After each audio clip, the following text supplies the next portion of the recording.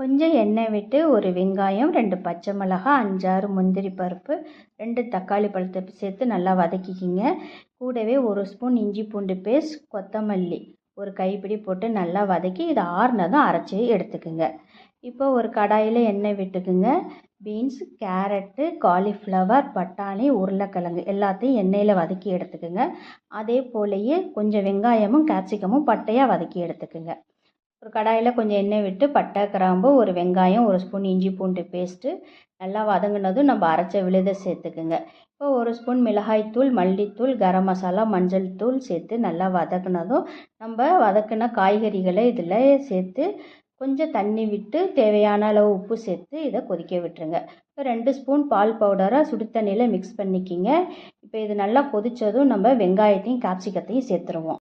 அந்த பாலையும் கஸ்தூரி மேத்தியும் சேர்த்தோம்னா சூப்பரான குருமா ரெடிங்க.